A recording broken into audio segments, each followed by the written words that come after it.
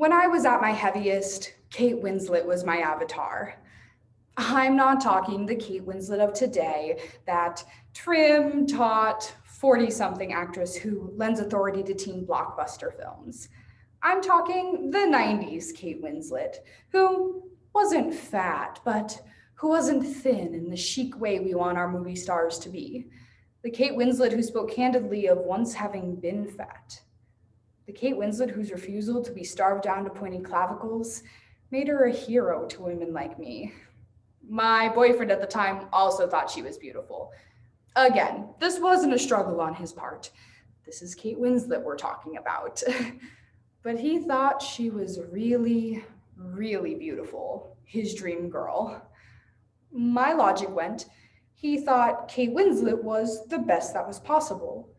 And Kate Winslet wasn't thin, so my best needn't be thin. For this, I was supposed to be grateful to him, and I was. For this, I believed he was special. If someone makes you feel like you're special, why wouldn't you stay with them? Oftentimes, when we think of an abusive relationship, we think of a man physically assaulting his significant other. However, according to the National Coalition Against Domestic Violence, 95% of men who physically abuse their partners also psychologically abuse them. Oftentimes, this abuse isn't obvious or even downright degrading, but subtle manipulation used to bond victims to their abusers. How My Boyfriend Used My Weight to Keep Me With Him by Autumn Whitefield Medrano.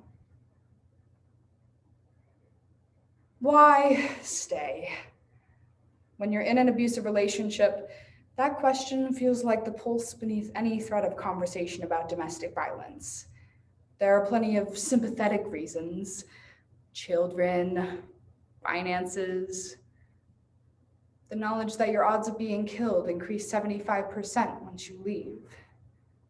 I didn't have those reasons. We had no children. I was more financially secure than he was. And while arguably I should have been afraid of him killing me, I wasn't. My reasons were what you might call soft reasons, which makes them less sympathetic. The intimacy of trauma, shaky self-esteem, love, or what I thought was love. The real bond, though, was that he was special. That was the word we used. The first time I tried to break up with him, his response was, "But we're special." When you're in an abusive relationship, rather, when you're me in an abusive relationship, specialness is a prerequisite. I was fortunate enough not to take violence as a given in my life. Abuse was never my default. The route for abuse to take hold in my brain had to be different then, an exception. My unwavering belief in that was what kept our relationship alive far past its natural breaking point. Far past the first time someone asked me if he'd ever hit me. And the first thought I had was, not yet. I believed he was unusual for many reasons. One of those was his ability to find my body attractive, even though I'm a larger size than what mainstream culture says is appealing. More than attractive, preferable. His approval largely came in the form of comparisons to women we had agreed were beautiful. Your body sort of looks like hers. And I'd peek and see a lovely, plump woman, and I'd feel assured. It was a shame, he reported, that some guys, he never specified who, would pass up a woman who looks like me in favor of someone thinner. He spoke of me as if I were a bargain basement find. One that only he was persistent enough, patient enough, special enough to spot for the bargain it was. Allow me to be clear about how my body did not play into our relationship. It wasn't that because I was big, I didn't like myself or thought I deserved to be mistreated. Nor did I think that I or any woman who's found herself in an abusive relationship was forced to settle because I was heavy and had to take what I could get. But the idea that weight would force a woman to settle for a lesser partner was a cousin to the truth. The truth is, I believed we were special. And my weight, in my mind, became a part of that specialness. I knew that if we broke up, I could find somebody else if I wanted to. But would his desire for the body I had be as genuine as my current boyfriend's? Would he love the body I was told wasn't the right kind of body for attracting men? The body my boyfriend claimed to love without hesitation, without caveat. One of the red flags of domestic violence, the websites and brochures tell you, is that he criticizes your appearance. My ex never had to do that. His particular spell of abuse centered around the flip side of that idea, that he and he alone didn't need to criticize my appearance. Despite his free-for-all attitude towards attacking everything else in my life, my friends, my family dynamic, the money I made, the music I listened to, he never said anything negative about my body. Not once. He considered it and decided not to.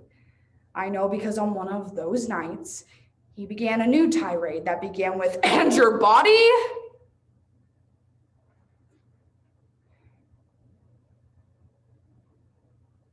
But then he abruptly stopped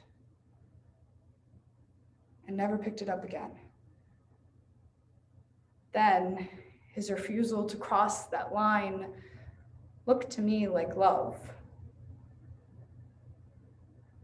Today, I see it as a calculation. He knew what his trump card was. We have come to expect women to dislike their bodies, and that pillar of body image feminism makes natural leverage for the particular strain of abuser who uses subtler, less direct forms of manipulation than the straight up put down. My ex relied on our shared knowledge that bodies like mine weren't considered ideal, to remind me that I was lucky to have him. It would have been easier, lazier to attack my body directly, but he knew the risk of backfiring was too large. He never had to say an unkind word about my body in order to wield it as a tool against me. We as a society had done that particular work for him. The next day, I started a macrobiotic diet. I became smaller, tighter, my being concentrated into a fused core. I went to a wedding without him. 2 men asked for my number that night. And it occurred to me that neither of them knew they were special for thinking I was attractive. And then it occurred to me that maybe they weren't. 3 weeks later, I met my boyfriend outside his work, where I got out the words, "I needed to get out." It's been nearly 10 years since we've talked, and I don't spend much time envisioning what it would be like to see my ex again. But when I do, in the Hollywood version of this scene, he would see that I am thinner, ergo prettier, ergo better, and as I walk away, he would understand what he has lost due to the error of his ways. That is not my revenge fantasy, though. After all, neither of us ever believed that thinness actually makes a woman more valuable.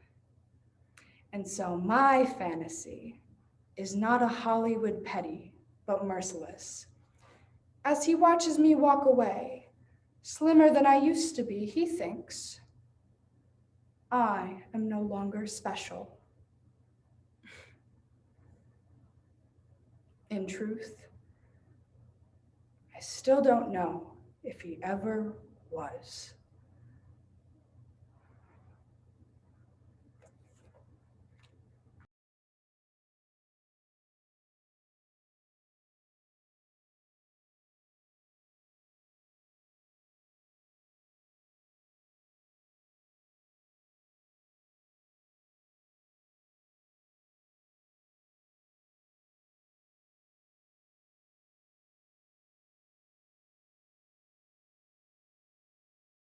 If I should have a daughter, instead of Mom, she's going to call me Point B, because that way she knows that no matter what happens, at least she can always find her way to me.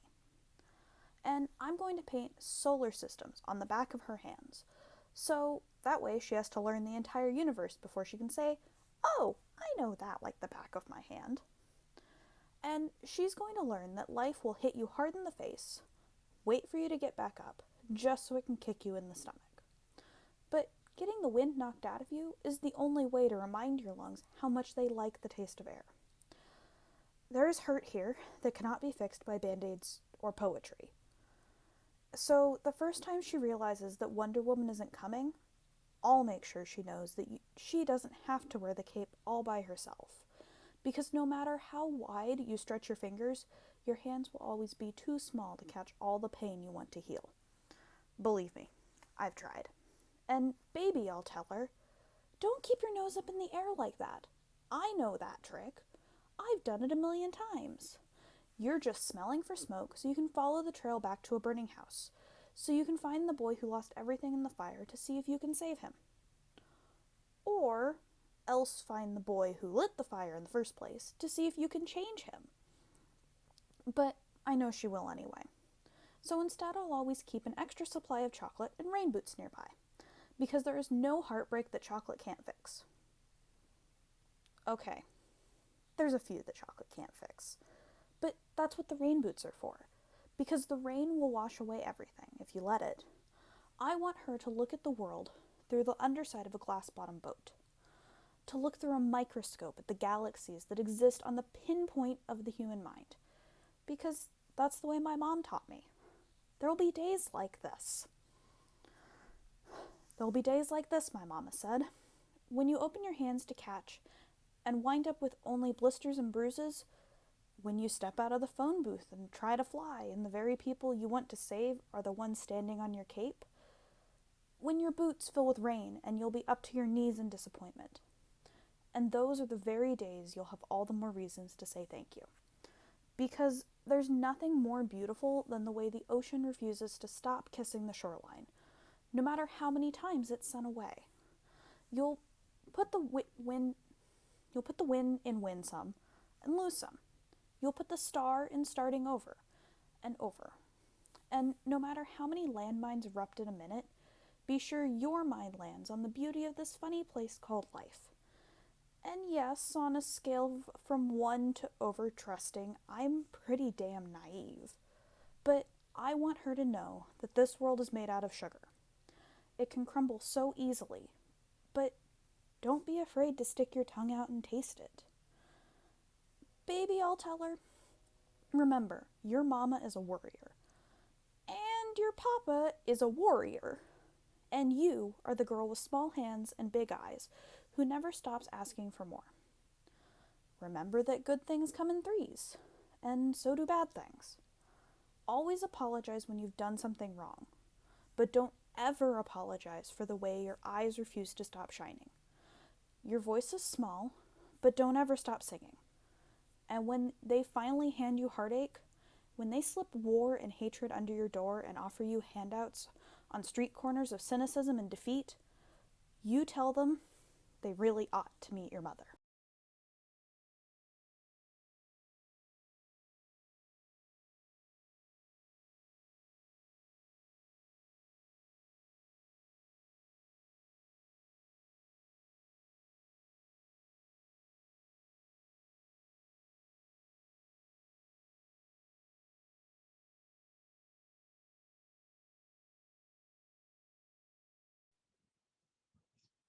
I want people to see me or read about me and think about sex. Hi, I'm a slut. What? You can't be surprised when you spent my entire life deciding that woman equals sexualize. In 9th grade, a man told me, I have good blowjob eyes. When it comes to sex, the most important 6 inches are the ones between the ears. Have better sex tonight. The Bad Girls Bible is your illustrated guide on having better sex. Here you'll learn how to give better blowjobs, how to have more orgasms, and satisfy your man. Boredom is the biggest problem. Same day of the week, same position, becomes boring when you don't bring any added flowers home.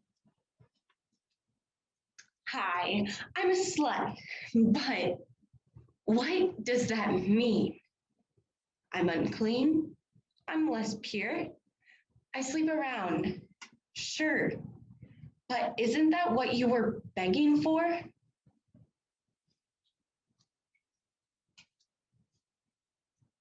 Now, this may seem a little forward, but how many people enjoy engaging in sexual activities? As you can see, many do not feel comfortable answering this question, especially women. Women should be able to take ownership and reclaim the derogatory terms used against them, such as slut, hoe, and whore. Stop assuming that women do not enjoy sex or that they cannot have multiple sexual partners. Terms such as hoativities and hot girl summer have been created to help women take back their own sexual beings. Through the poetry, Hi, I'm a Slut by Savannah Brown, various excerpts from the Bad Girls Bible, and a collection of quotes from Dr. Ruth Westheimer, a program, because we need to talk about sex. Hi, I'm a slut, and science disagrees, but let's ignore anatomy and joke that my vagina is wide enough to fit the whole football team.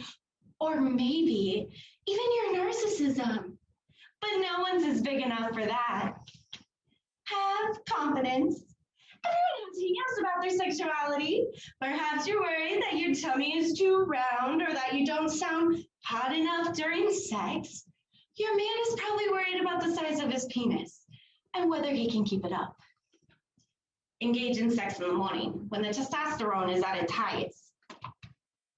You're looking to experiment the same way I must be experimenting, like a science fair where the prize for my entire personhood is to your dick. Is that you get 2 women who think your breath reeks of desperation. Role playing. Ever fantasize about being with a headmaster? How about a sexy fireman? What about being disciplined by a high-powered boss? You don't have to share your fantasies.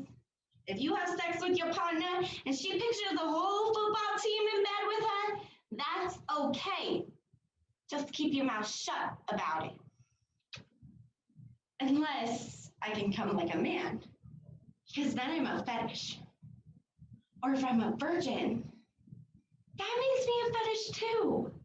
But doesn't that also make me a prude? This is gonna sound a little crazy, but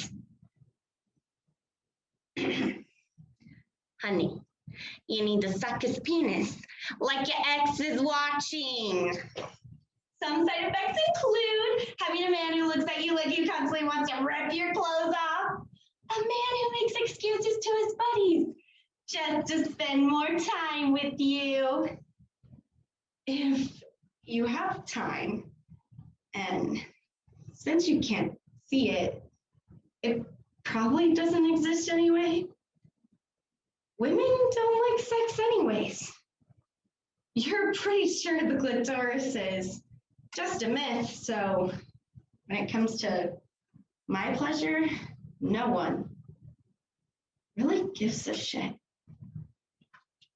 Let her guide you on how she needs to be touched. You think an orgasm for you is like oxygen for me, like when I'm coming down on you, I'm retrieving life from your stomach.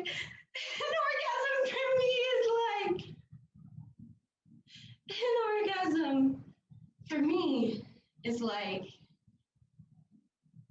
well, maybe it's up to the man to not be offended when she tells him what she needs. He shouldn't say, I know that. And he shouldn't say, that woman I had before you had 10 orgasms without me telling her anything. Everything I do is an invitation for your condemnation, regardless of the delicate arch in my back marked on your scale from 0 to loose.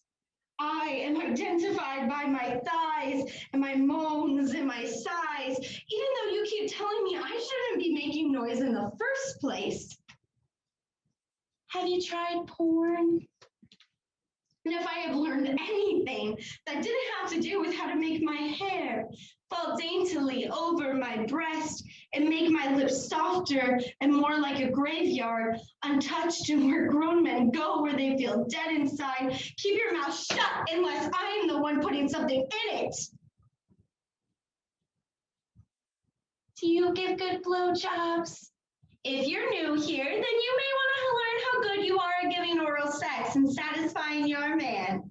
You may discover that you suck, pun intended, or that you're already a blowjob queen. You're damn right. My body is a temple. I am the landlord. I am the god it was built for, and I can let whoever I want inside of it. Anal sex? I wish I didn't have to write this, but I do. So we've answered some of your most common anal sex questions. How can I prepare myself for anal sex? What are some good anal sex positions? How can I eat ass like a pro? Can I get pregnant from anal sex? Short answer, ladies. You sold 200 boxes of Girl Scout cookies as a kid, and now you're telling me you can't tell your man I'm wearing a condom? Come on. It's funny. The ones who cry whore the loudest are the ones thirstiest for my blood, and my love only starts to matter and stops being. Sex should be like a fireworks display. A slow buildup to a grand finale. Hi, I'm a slut, and no, that doesn't mean I am nothing but flesh to grab. Curvy women need to visit a museum. Men have been attracted to those curves forever. And still, Hi, I'm a slut, and no, that doesn't mean I'm nothing but the girl who is asking for it. Enjoy sex for yourself. If you're always down to try something new, but only because your man wants to, but if you're not really enjoying sex, it can feel fake or, oh, for show, and nobody wants that. Never forget that you have every right to a satisfying sex life. Hi, I'm a slut. And no, that doesn't mean I am nothing.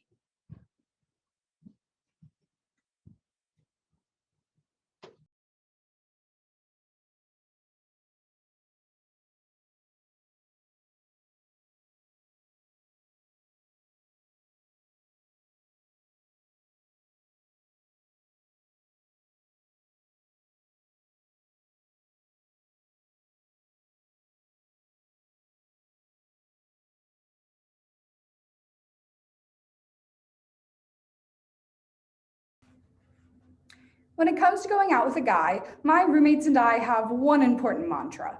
Don't add to the population, don't subtract from the population. Thanks to birth control, one of these is easier than the other.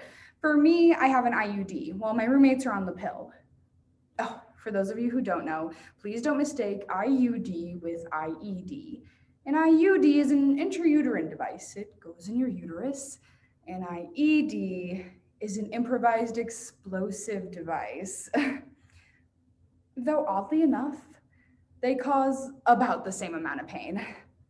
But seriously, where would we be without contraceptives?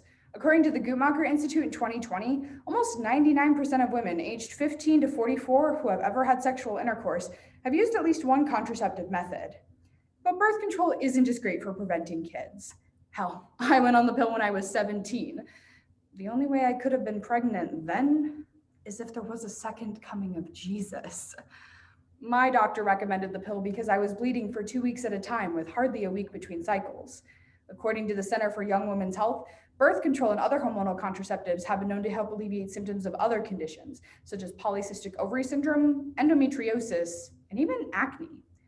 For some women, birth control can be a hard pill to swallow, but apparently what isn't hard to swallow is internalized misogyny, as multiple female judges have told me that this speech just simply isn't appealing enough to men.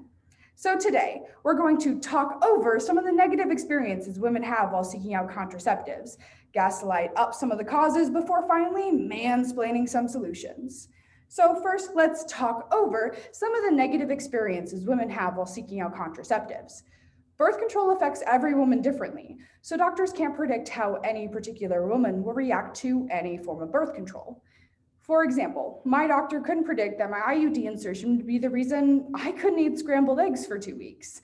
The pain of insertion was so bad that I almost passed out, broke out into full body, cold sweats, cried for my mom, held the nurse's hand, and threw up. The 2 scrambled eggs I had just eaten for breakfast. According to a 2012 study by Lessard et al., for 91% of respondents, there was no available contraceptive that had the perfect balance of cost, effectiveness, and acceptable level of side effects. So women deal with these side effects because they don't see any other choice. What side effects, you may ask? Well, I'm glad you did. Let's read the side effects of the birth control pill as if this were a fancy new drug commercial. Among the side effects officially recognized as being caused by the pill by the Mayo Clinic, there's breakthrough bleeding or spotting, breast tenderness, elevated blood pressure, headache, nausea, and bloating, and more seriously, but as common, there can be blood clots in the legs, heart attacks, stroke, liver disorders, and gallbladder disease. Yeah, maybe if I read it fast enough, it won't affect me, right? But these are only the officially recognized side effects as being caused by the pill. Women have anecdotally reported many other problems as a result of their contraceptives, which leads to the second problem, medical gaslighting. As reported in The Atlantic in 2018, medical gaslighting for women follows an ominous 3-act structure in which a woman expresses a sexual concern to a doctor. The doctor demurs. Later, after either an obstacle course of doctor visits or a nightmare scenario coming to life, a doctor at last acknowledges that the woman was telling the truth and her pain was real and present the entire time. An illustration comes from a Vox story about Jessica Dick. Jessica got a contraceptive arm implant and a year later started experiencing fainting spells. She thought this was caused by her contraceptive, but her doctor disagreed.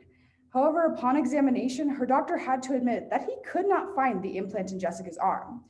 And while men are generally bad at finding things, this was pretty serious. An ultrasound revealed that Jessica's implant was an inch from where it should have been and 2 inches too deep, buried between bone and muscle. So while Jessica was a dick with a capital D, her doctor was an even bigger one. Instead of believing Jessica early on, her doctor gaslighted her, made her feel like she was going crazy for reporting what she was legitimately going through. Now, at this point in the speech, you men are probably falling asleep, so this adjustment is just for you boys out there. So with that, now it's time to gaslight up some of the causes. So why do women end up dealing with these side effects? Well, the first cause is that many women stick with a birth control method for too long for shame of speaking out about side effects. Birth control can be like a bad boyfriend. You avoid all the warning signs, pretend that everything is fine. And in reality, you may need to switch it up. I'm not here to shame birth control or scare people away from contraceptives, especially in a time when our reproductive rights are under attack. For women like me, we believe that reproductive health care should be available to all women. So complaining about such health care creates a fear that we're giving fodder to those who want to strip these rights away from us. But let's face it, birth control has become the greatest invention for women. Okay, second best invention. Best invention that doesn't involve batteries anyway. There's also a stigma around birth control. I mean, why would any woman need to take a permanent contraceptive unless she were sleeping around? As the birth control babe poster says, women on the pill are all pill popping, penis loving Satan's girls. Which, I mean, sounds like a fun Friday night to me, but you may not want to put that on your resume. But secondly, even if women muster the courage to tell their doctor about a side effect of their birth control, doctors often won't believe women. This is often how doctors react to women who tell them that starting hormonal birth control caused their depression. According to Sarah Hill, PhD, in her March 2020 TED Talk, almost half of all women who go on the pill stop taking it within the first year because of side effects. The one most frequently cited is intolerable changes in mood. However, depression and mood disorders aren't recognized as official side effects as being caused by the pill. So when a woman goes to her doctor claiming that starting hormonal birth control caused her depression, women are often told, that shouldn't happen, or that's not a side effect. Maybe you should go to therapy. If men went to therapy as often as women are told to go to therapy, we would have peace in the Middle East. So where do we go from here? Today, I'm going to be mansplaining 3 key solutions. First, we need to stop assuming the reasons that women take birth control. Well, I will proudly proclaim my slutty hotivities to the world. Assuming that all women on the pill are promiscuous or even sexually active stigmatizes them. When we destigmatize birth control, we create a safe public space for women to speak out about their experiences. When I tweeted about the painful experience I had getting my IUD, I had dozens of women messaging me, giving me support, and telling me their stories. Hell, I got more information about my IUD from girls I went to high school with than from my gynecologist. So ladies, don't be afraid to speak your truth. Giving your experience, negative or positive, can help women gain the information they need to make an informed decision for them. Secondly, we need to support the scientific research behind women's healthcare. We need more scientifically valid studies about the incidence of side effects after starting hormonal birth control. No more should side effects be considered not bad enough to research, because this leads to the systemic gaslighting of women. It wasn't until 2016 that a systematic study of Danish national healthcare records revealed a strong correlation between the beginning of all forms of hormonal birth control and incidence of depression, controlling for other factors. So let me get this straight. Birth control was created in the 1960s, but it wasn't until 2016 that we had the scientific data to show that it causes depression? Why? Oh, the answer is patriarchy, by the way. So today, we have looked at the effects, causes, and solutions of birth control side effects. Oh, but I saved one important solution for the conclusion, and brace yourselves. This one's going to be hard. We need to, and stick with me here, believe women. I know, crazy, right? Even if there isn't the scientific data to support a woman's story, don't conclude that she's lying or crazy. Validate women's experiences. This is the only way that women will be able to freely talk about their experiences and find the right birth control for them.